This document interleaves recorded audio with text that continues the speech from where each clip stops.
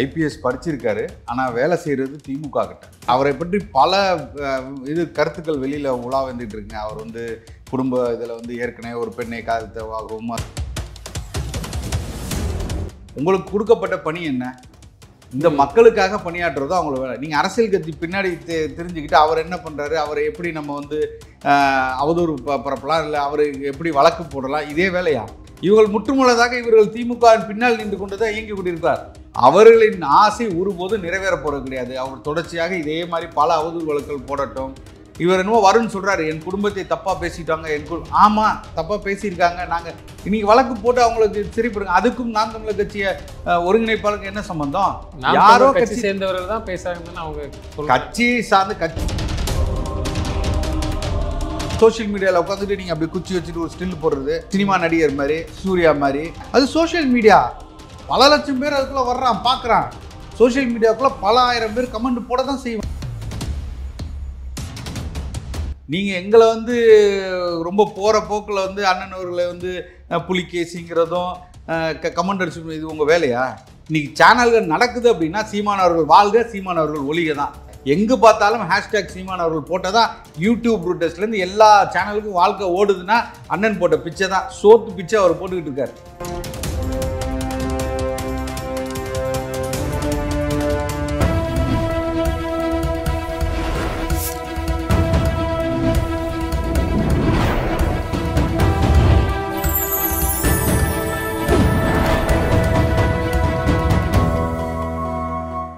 Channel 5 Tamil நேயர்களுக்கு வணக்கம். இன்றைய நேர்காணலில் நம்மோடு பேச இருப்பது நாம் தமிழர் கட்சியை சேர்ந்த மாநில பொறுப்பாளர் சசிகுமார் தங்கவேல் அவர்கள். சார் வணக்கம். சார் வணக்கம். சார், சீமான் குறித்து தொடர்ச்சியாக நம்ம பார்த்துருப்போம். ஐபிஎஸ் வருண்குமார் அவர்கள் பேசிய கருத்துக்கள்லாம் இன்னைக்கும் கூட கோர்ட்டில் அவர் போய் வாதிட்டு இருப்பார்னு நினைக்கிறேன். அதை எப்படி பார்க்குறீங்க?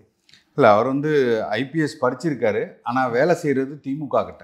திமுகன்னு ஒரு மாவட்ட செயலாளர் தான் அவர் வேலை பார்க்குறாரு. அப்படி தான் நம்ம எல்லாம் எடுத்துக்கணுமே தவிர, அந்த மாவட்டத்தை பொறுத்த வரைக்கும் இல்லை, ஏற்கனவே அவர் ஒரு திருச்சி மாவட்டத்தின் எஸ்பியாக இருந்திருக்காரு, மாவட்ட கண்காணிப்பாளர் இருக்கார். அப்போயா இருக்கட்டும், இப்போ அவருக்கு பதவி உயர்வு கொடுத்து டிஐஜி ஆக்குனதாக இருக்கட்டும், தொடர்ச்சியாக அவருடைய செயல்பாடுகள் எல்லாம் நாம் தமிழர் கட்சியை முடக்குவதும், அண்ணன் சீமான் அவர்கள் மீது அவதூறுகளை பரப்பி அவரை எப்படியாவது இந்த கட்சியை இந்த மக்களிலிருந்து அப்புறப்படுத்தணும், இல்லை அங்கே இருக்கிற பொறுப்பாளராக இருக்கட்டும், இல்லை அந்த கட்சியை நோக்கி வரக்கூடிய இளைஞர்களாக இருக்கும், அவர்கள் மீது ஒரு அவதூறுகளை பரப்பி அவர்களை ஒரு அச்சுறுத்தல் கொடுத்து அவர்களை அங்கிருந்து அகற்றணுங்கிற ஒரே நோக்கம்தான் அவருக்கு கொடுக்கப்பட்டிருக்கு. அதனால தான் நான் சொன்னேன், திமுகவின் ஒரு விங்கு மாதிரி தான் அவர் செயல்படுறார். ஒரு மாவட்ட பொறுப்பாளர் என்ன செய்வாரோ அதே மாதிரி தான் தொடர்ச்சியாக சென்றார். நீங்கள் அவருக்கும் நாம் தமிழர் கட்சிக்குமான ஒரு தொடக்க காலம் முதல் இன்று வரை நீங்கள் பார்த்தீங்கன்னா ஒரு தனிப்பட்ட வன்மம் தான். கட்சி மீதும் அவர்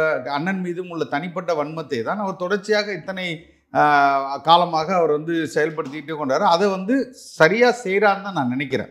ஏன் அப்படின்னா, எந்த இடத்துலையுமே நாம் தமிழர் கட்சியை அவர்கள் நாம் தமிழ் பொறுப்பாளர்கள் மீதும் நாம் தமிழ் கட்சி மீதும் அண்ணன் சீமான் அவர்கள் மீதும் அவர் தொடர்ச்சியாக மிக கொச்சையாக மிக மோசமான வார்த்தைகளை சொல்லி ஒரு அரசியல் தலைவரை, அங்கீகரிக்கப்பட்ட ஒரு கட்சியின் அரசியல் தலைவரை 8% மேலே நாங்கள் வாக்குகள் வாங்கியிருக்கோம், பொது தளத்தில் நின்று செயல்படுறோம், எல்லா மக்கள் பிரச்சனைகளும் தொடர்ச்சியாக குரல் கொடுக்குற ஒரே கட்சியாக நாம் தமிழர் கட்சி இருக்குது. அப்போ ஒரு கட்சி, அதில் உள்ள அரசு இயந்திரங்கள் எல்லாமே எப்படி செயல்படணும் அப்படின்னா, இன்றைக்கி அவர்கள் திமுக ஒரு ஆளுங்கட்சியாக இருக்கலாமே தவிர, ஆனால் அது எப்பொழுதும் மக்களின் இதிலிருந்து நம்பிக்கை இல்லைன்னா அடுத்த முறை அவர்கள் வரமாட்டாங்க. ஆனால் அந்த அரசு ஊழியர்களின் நிலை அப்படி கிடையாது. அவர்களுக்கு யார் அவர்களுக்கான ஊதியம் கொடுக்கறதுலேருந்து எல்லா சலுகைகளையும் பெறுறது அங்கு வந்த அரசுகள் கிடையாது. அதை முதல்ல இவங்க எல்லாரும் புரிஞ்சுக்கணும். இன்னைக்கு இந்த அரசு இருக்கும், நாளைக்கு தூக்கி இறக்கப்பட்டு இது மக்களாட்சி, நாளைக்கு அதிமுக வரலாம், நாளைக்கு நாம் தமிழர் வரலாம், இப்படி கட்சிகள் மாறி மாறி ஆட்சிக்கு வரலாமே தவிர, ஆனால் இங்கு உள்ள அரசு ஊழியர்கள் எல்லாம் இந்த அரசு இயந்திரம் சரியாக செயல்படுறதுக்கும் இந்த மக்களை பாதுகாக்கப்படுறதுக்கு தான் ஏற்படுத்தப்பட்டது. ஆனால் இது எதையுமே செய்யாம முற்றிலும் மாறாக ஒரே ஒருவர் மட்டும் செயல்பட்டு கொண்டிருக்கிறார் என்றால் அது ஐயா வருண்குமார் மட்டும்தான். ஏன்னா இதை தொடர்ச்சியாக நாங்கள் அவர் மீது வைக்கிறோம் அப்படின்னா, இதற்கு முன்னாடி பல ஐபிஎஸ் ஆஃபீஸர்ஸ் இருந்திருக்காங்க, பல பேர் அரசியல்வாதிகளுடன் ஆளும் கட்சியுடன் மிகவும் நெருக்கமாக இருந்து கொண்டு தான் இருக்காங்க. ஆனால் இது எதுவுமே வெளியில தெரியாது. அதையும் தாண்டி அவர்கள் வந்து ஒரு ஒரு ஒரு ஏவல் துறை மாதிரி நடந்துக்க மாட்டாங்க. சில இடத்துல நடந்திருக்காங்க. அதை மிக கடுமையாக எதிர்க்கட்சிகள் எல்லாம் கண்டிச்சிருக்கு. ஏன் அம்மா ஜெயலலிதா அவர்கள் மீது அவதூறுகள் பரப்பப்பட்டு, இல்லை அவர்கள் வந்து சட்டசபையில் வந்து அவமானப்படுத்தப்பட்டு நடந்த போதும் சரி, அதற்கப்புறமா ஐயா கலைஞர் அவர்கள் கைது பண்ணி நடுராத்திரியில் கைது பண்ணி கொண்டு போன ஐயா முத்துகிருஷ்ணன் நினைக்கிறேன், அவராக இருக்கட்டும், எல்லோர் மேலும் வந்து தனிப்பட்ட முறையில் ஒரு ஒரு ஒரு அவதூறு இருந்துச்சு. அவர்கள் வந்து ஆட்சிக்கு ஆதரவாக செயல்படுறாங்க அப்படிங்கிற ஒரு இது இருந்துச்சு, பொது கருத்து இருந்துச்சு. அவர்கள் மீது எல்லாருமே அடுத்து வந்து ஆட்சியாளர்கள் நடவடிக்கையும் எடுத்திருக்காங்க. எப்படி வந்து திமுகவின் ஆதரவாக செயல்பட்ட அதிகாரிகள் மீது அதிமுக வந்தவொடனே உடனே நடவடிக்கை எடுக்கும். அதை பழிவாங்கல் தான் அது போல எல்லா அரசு அமையும் போதும் இவர்கள் அதை செய்வாங்க. ஏன் உதயநிதி அவர்களே ஒரு முறை வந்து எலெக்ஷன் கேம்பெயின் போது சொன்னாரு, நீங்கள் எல்லாரும் உங்களை நான் குறித்து வைத்துக் கொள்கிறேன், எங்கள் ஆட்சி அமையும், நீங்கள் இருக்கிற இடம் காணாமல் நான் உங்களை தூக்கி அடிப்போன்னு சொல்லி வெளிப்படையா சொல்லியிருக்காரு. அதிமுகவை சேர்ந்த அமைச்சர் கூட, முன்னாள் அமைச்சர் கூட சொல்லியிருந்தார், சிவி சண்முகம் கூட. அதான் சொல்றேன். அப்ப இவர்கள் எல்லாம் என்னன்னா ஒரு அரசு ஊழியர்களை மிகவும் மோசமாக தனக்கு ஆதரவாக செயல்படக்கூடியதா. இதை தாண்டி இவர்கள் என்ன மக்கள் பணியில, நான் வந்து புதுக்கோட்டை சேர்ந்தவன் தான், நான் வந்து புதுக்கோட்டை மாவட்டத்தை சேர்ந்தேன். புதுக்கோட்டையை சுற்றியும் திருச்சியை சுற்றியும் திண்டுக்கலை சுற்றியும் மிக மோசமாக கனிம வள கொள்ளைகள் நடைபெற்று கொண்டிருக்கின்றன. அவர் பணியாற்றிய திருச்சியை சரி, புதுக்கோட்டையை சரி, புதுக்கோட்டையில் அவர் மனைவி தான் பணியாற்றுறாங்க, எஸ்பியா இருந்தாங்க, காவல்துறை கண்காணிப்பாளர் இருந்தாங்க. ஜவஹர் அலி என்றவர் படுகொலை செய்யப்பட்டார். அதற்காக இவர்கள் எடுத்த நடவடிக்கை என்ன? அவர் நேரடியாக குற்றம் சாட்டியிருக்கார். இவர்களிடம் நான் பலமுறை, இவங்க மனைவி அவங்களோட பலமுறை நான் போய் வந்து புகார் அளித்தும் எந்த நடவடிக்கை எடுக்கல. என் மீது வந்து கொலை மிரட்டல் இருக்கு, என்னை வந்து கொலை செய்யறதுக்காக பல கட்டத்தில் வந்து முயற்சி எடுத்துக்கிட்டு இருக்காங்க, இதுல இருந்து என்னை வந்து காப்பாற்றுங்கன்னு சொல்லி கேட்டது எல்லாமே இருக்கு. ஆனா இதையும் தாண்டி அவர் கொலை செய்யப்படுறார். இதற்கெல்லாம் எந்த செவிசாய்க்காத இந்த காவல்துறை பொறுப்பாளர் ஐயா வருண்குமாரா இருக்கட்டும், இல்லை அவர் மனைவியா இருக்கட்டும், முற்றுமுழுதாக முழு நேரமாக அண்ணன் அவர்களை பற்றியும் அவர் எங்க போறாரு, என்ன பேசுறாரு, அவரை பற்றியான கிரிட்டிக் கமெண்ட் சொல்றது. இன்னைக்கு நீங்க சொல்றீங்க இல்லையா மைக் புலின்னு சொன்னாருன்ட்டு, இதெல்லாம் வந்து இதை தாண்டி இப்ப நாங்க கட்சியின் பொறுப்பாளர்களோ இல்லை கட்சியை சேர்ந்தவர்களோ ஆதரவாளர்களோ இவரை எதிர்த்து பேசுறதுக்கு, இல்லை ஒரு பேசின விஷயத்தை எதிர்த்து சொல்றதுக்கு எவ்வளவு நேரம் ஆகும்? இதை ஒரு தார்மீக அடிப்படையில், இவங்க கோபத்தின் அடிப்படையில் இத்தனை லட்சம் தொண்டர்களை, இத்தனை லட்சம் உறுப்பினர்களை கொண்ட கட்சியின் ஒரு தலைவரை நீங்க பேசும்போது அவர் எதிர்த்து பேசத்தானே செய்வாங்க. உங்க வேலை என்ன? உங்களுக்கு கொடுக்கப்பட்ட பணி என்ன? இந்த மக்களுக்காக பணியாற்றுறதோ அவங்களோட வேலை. நீங்க அரசியல் கட்சி பின்னாடி தெரிஞ்சுக்கிட்டு அவர் என்ன பண்றாரு, அவரை எப்படி நம்ம வந்து அவதூறு பரப்பலாம், இல்லை அவரு எப்படி வழக்கு போடலாம், இதே வேலையா? நீங்கள் நேர்மையாக சந்திங்க, நேர்மையாக சொல்லுங்க, இந்த இடத்துல நாங்கள் வந்து கனிம வள கொள்ளைகிட்ட வந்து அண்ணன் காசு வாங்கிட்டாரு, இல்லை நாம் தமிழர் கட்சியினர் காசு வாங்கிட்டாங்க, இந்த இடத்துல மக்கள் பிரச்சனைக்காக போராடல, இந்த இடத்துல வந்து ஒரு பாலியல் இதில் வந்து ஈடுபட்டாங்க, இந்த இடத்துல வந்து ஒரு மணல் அள்ளி வித்துட்டாங்க, ஏதாவது நீங்கள் குற்றம் சாட்ட முடியுதா? அப்ப தனி மனித தாக்குதல் தான் மேற்கொள்றாங்க. முற்றுமுழுதாக தனி மனித தாக்குதலை மட்டுமே செய்து கொண்டு திமுக கொடுக்க அசைன்மெண்ட்டை மட்டும் செய்யறாரு.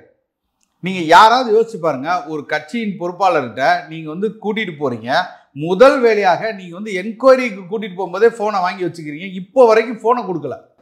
அவர் தனிப்பட்ட முறையில் பேசிய அத்தனை ஆடியோக்களையும் எடுத்து ஒவ்வொன்றா ஒருத்தரை வச்சு வெளியிட்டுக்கிட்டே இருக்காங்க. இல்ல இப்ப திமுக ஆட்சி இருக்க போய்தாங்கிற தைரியத்தில் இப்படி செய்யறாரா ஐபிஎஸ் அவர்கள்? திமுகவின் மாவட்ட செயலாளராகவே அவர் செயல்பட்டு கொண்டிருக்கிறார். அதான் எங்களோட குற்றச்சாட்டு.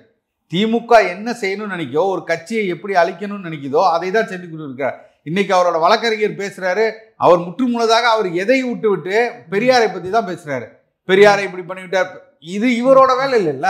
அப்ப இதோட நோக்கம் என்னன்னு தெரியுது இல்ல. இவர்கள் எல்லாம் ஒரு கூட்டணியா ஒன்றாக இணைந்து கொண்டு என்ன காரணத்தினால் அண்ணன் அவர்களை எதிர்க்கிறாங்க, நாம் தமிழர் கட்சியை எதிர்க்கிறாங்க, அவர்களே வெளியே வந்து சொல்றாங்களா, கேட் அவுட் ஆஃப் த வால்னு சொல்லுவாங்களா, அந்த மாதிரி இந்த பூனைக்குட்டி வெளியில வந்துருச்சு.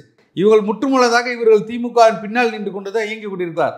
அவர்களின் ஆசை ஒருபோது நிறைவேற போறது கிடையாது. அவர் தொடர்ச்சியாக இதே மாதிரி பல அவதூறு வழக்குகள் போடட்டும், பெரியார் அவர்களை தப்பா பேசிட்டாரு, வருண் அவர்களை தப்பா பேசிட்டாரு என்று பேசட்டும். நான் என்ன சொல்றேன், பெரியாரை பத்தி பேசினான்னு சொல்றாங்க. இதே அரசியல் தலைவராக இருக்கிற ஐயா ஐயா செந்தில் பாலாஜியாக இருக்கட்டும், இல்லை ஐயா ஸ்டாலினாக இருக்கட்டும், இதற்கு முன்பு ஆண்ட கருணாநிதியாக இருக்கட்டும், இவர்கள் எல்லாம் பேசாததா? இவர்கள் எல்லாம் எதிர்த்து எந்த வார்த்தையுமே பேசவே இல்லையா? யாரையும் எதிர்த்து கேள்வி கேட்டதே இல்லையா? ஏன் பெரியார் அவர்கள் மோசமாக பேசவே இல்லையா? யாரும் அதை சொல்ல மாட்டாங்களே. இதே கருப்பள்ளியப்பன் சொல்றாரு தன் தாயை பற்றி தப்பா பேசியிருக்காருன்னு. யார? கலைஞர் அவர்களையும் அண்ணா அவர்களின் தாயை பற்றியும் பெரியார் அவர்கள் தப்பா பேசியிருக்காங்கிறத அவர் பொது இடத்துல பேசுறாரு. ஸ்டாலின், உதயநிதி ஸ்டாலினை வைத்துக்கொண்டு பேசுறாரு. இதெல்லாம் என்ன மாதிரியான விஷயம்? இதெல்லாம் தலைவர்கள் பேசுறாங்க. முன்பா இப்பமா? எப்ப கருப்பள்ளியப்பன் பேசுறாரு? இப்ப ஒரு 6 மாதத்துக்கு முன்னாடி உதயநிதி ஸ்டாலின் உட்கார்ந்து இருக்காரு. அவர் வச்சு சொல்றாரு, ஒரு காலத்தில் அண்ணா அவர்களிடம் பெரியார் அவர்கள் மிக கொச்சையாக பேசினாருன்னு மைக்கை கூட்டி கேட்கிறாங்க. ஒரு பத்திரிகையாளர் கேட்குறாரு, ஏன் இவ்வளோ மோசமாக தாயை பற்றி பேசுறீங்களே, உங்கள் தாயை பற்றி பெரியார் இவ்வளோ மோசமாக பேசுகிறாருன்னு அண்ணா அவர்களிடம் கேட்டார். அண்ணா அவர்கள் சிரித்து கொண்டே, அவரை நாங்கள் தந்தை என்று சொல்கிறோம், அவருக்கு தான் தெரியும், விலகி போயிட்டாரு. இதே கேள்வியை நாங்கள் ஐயா கருணாநிதியிட்ட கொண்டு போய் வச்சோம்.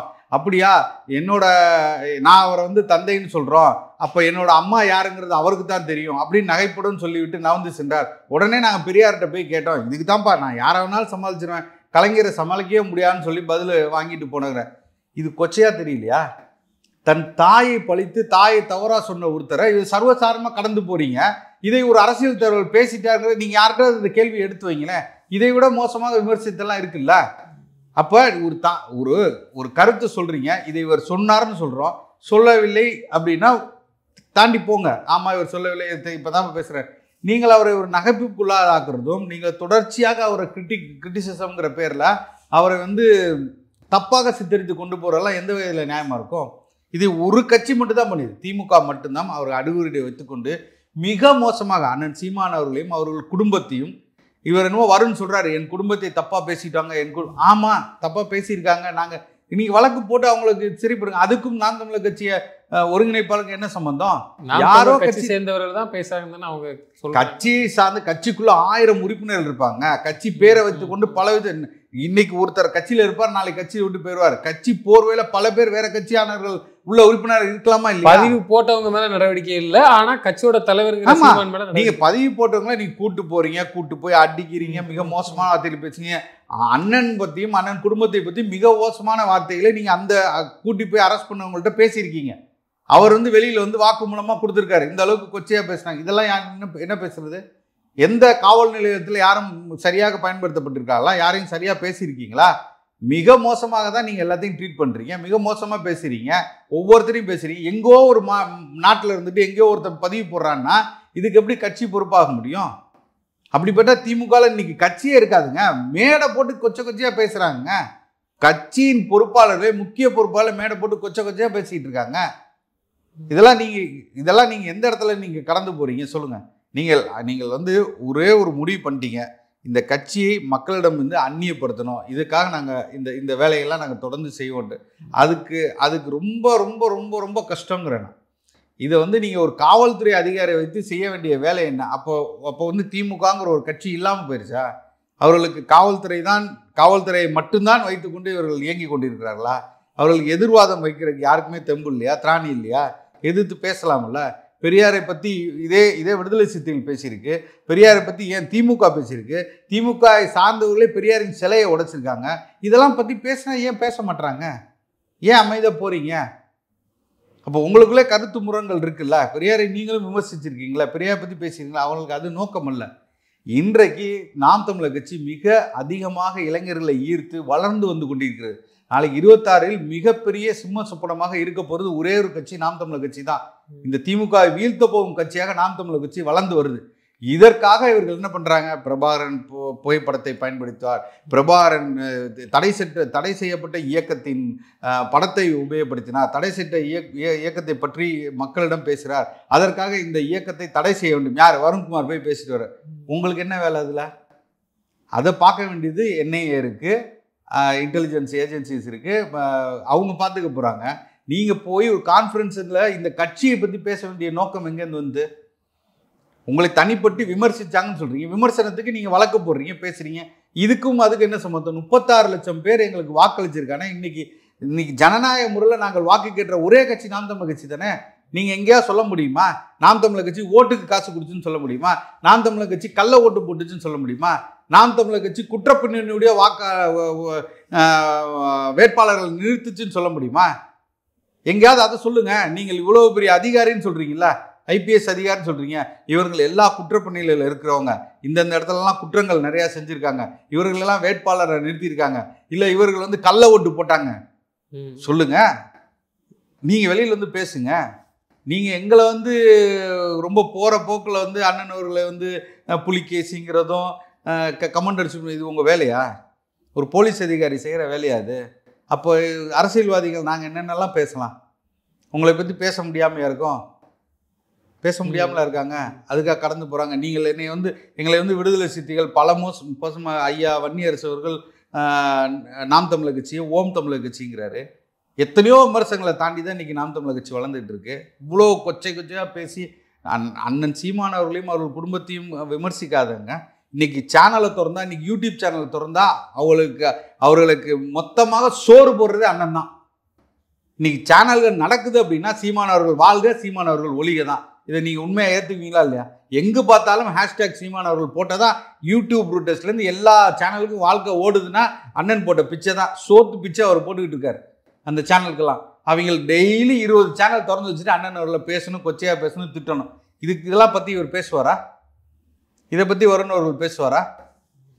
பேச சொல்லுங்களேன். ஆமாங்க, இந்த மாதிரி ஒரு அரசியல் கட்சி தலைவருக்கும் இந்த மாதிரி மோசமான நிலைமை, இதை பற்றி பேசுங்க கான்ஃபரன்ஸில் போய். இத்தனை சேனல்களை இப்போ இதுக்கெல்லாம் நீங்கள் வந்து ஒரு சென்சார் இது மாதிரி நீங்கள் கொண்டு வாங்க, போர்டு மாதிரி கொண்டு வாங்க, இப்படியெல்லாம் பேசக்கூடாது அப்படின்னு நீங்கள் எடுத்துகிட்டு வந்து பேசுங்க. இதுவும் சட்ட ஒழுங்கு கெடுறது தானே? மக்களை தவறாக நீங்கள் கொண்டு போய் பேசுறது தானே? ஒரு குடும்பத்தை பொறுத்து முக்தாரெல்லாம் பேசாதா? மிக மோசமான, அதுக்கு வந்து ஒரு சேனலு, அதுக்கு திமுக ஃபண்டு பண்ணுது, காசை கொடுத்து ஒரு சேனலை உருவாக்கி அவனை பேச வச்சு அவனுக்கு 2 காவல்துறை காவலர்களை அவனுக்கு பாதுகாப்பு போட்டு எவ்வளோ மோசமான ஒரு நிலையை இன்னைக்கு திமுக கொண்டு வந்துருச்சுங்க. அப்போ கட்சி கொள்கை எதுவுமே நம்ம இல்லை. அவங்களுக்கு எதையுமே நல்லதே செய்யலை. அந்த மக்களுக்கு முற்றுமுழுதாக பணத்தையும் இந்த அதிகாரத்தையும் நம்பி தான் இருக்காங்க. வருண்குமார் அவர்கிட்ட பத்திரிகையாளர் கேட்டது ஒன்று, அவர் சொன்னார், கேஸை வாபஸ் வாங்குவீங்களா ஒருவேளை அப்படிங்கிற மாதிரியான இதை நம்ம பார்த்தோம். இன்னைக்கு நேற்றைய செய்தியில் பார்த்துருக்கோம். அது எப்படி அந்த கேஸை வந்து எப்படி நான் வாபஸ்லாம் வாங்க மாட்டேங்கிறாரு. இது எந்த அளவுக்கு நாம் தமிழர் கட்சி திரு சீமான் அவர்களுக்கு பாதிப்பு ஏற்படுமா? அண்ணன் அவர்கள் சந்திப்பாரு. அண்ணன் அவர்கள் ஏற்கனவே சொல்லிட்டாங்க. ஏன்னா ஏற்கனவே சமாதானத்துக்கு கூட்டு பேசியதாக அந்த இதையும் பார்த்துருப்போம். ஒருவேளை பத்திரிகையாளர் கேட்ட கேள்விக்கும் அதுக்கும் அவர் கேஸை வாபஸ் வாங்கணும் அப்படிங்கிறத நாம் தமிழர் எதிர்பார்க்க தான் கேட்குறேன். ஒருபோதும் அப்படி கிடையாது. அண்ணன் அவர்கள் மிக தெளிவாக சொல்கிறாங்க, மன்னிப்பு என்று நான் தவறு செய்யவில்லை. தவறு செஞ்சாலும் நாங்கள் எதுக்கு மன்னிப்பு கேட்கணும்? என்ன காரணத்துக்காக மன்னிப்பு கேட்கணும்? அதுக்காக பதில் இருக்கணும்ல. எதுக்கு அவர் வந்து மன்னிப்பு கேட்கணும்? என்ன நீங்கள் சொல்லுங்கள். என்ன குற்றம் செஞ்சிட்டாருன்னு அவர் வந்து வழக்கு போட்டிருக்காரு நீங்கள் சொல்லுங்கள். என் குடும்பத்தை பற்றி அவமானம் பேசுங்க. யார் பேசுனது? யார் பேசுனாங்க? என்ன பேசுனாங்க?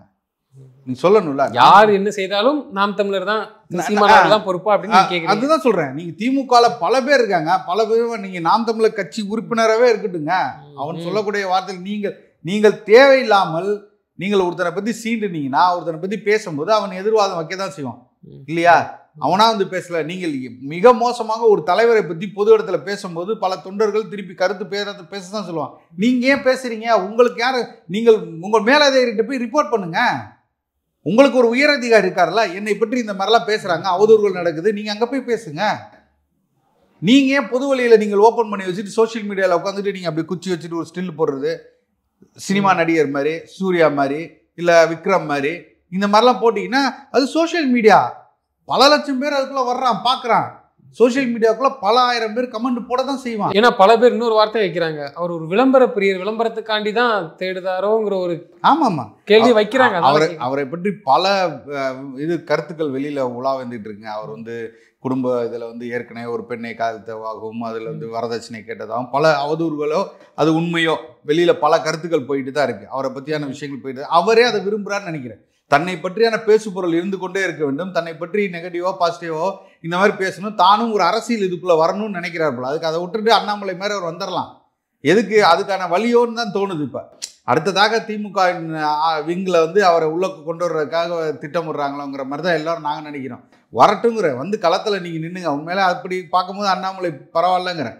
வந்துட்டார் நேரடியாக. இப்போ அவர் தொடர்ச்சியாக இந்த விஷயங்கள்லாம் செய்யும்போது அரசியலுக்கு வரட்டும், வாங்க வந்து களத்தில் நின்றுங்க, களத்தில் நின்று சந்திங்க. ஏன் நீங்கள் ஒரு ஐஏஎஸ் ஐபிஎஸோட போஸ்டிங்கை நீங்கள் வேஸ்ட் பண்ணிக்கிட்டு இருக்கீங்க தான் நான் சொல்கிறேன். நிச்சயமாக சார். தொடர்ந்து தங்களது கருத்துக்களை பயணமைக்கு நன்றி. நன்றி.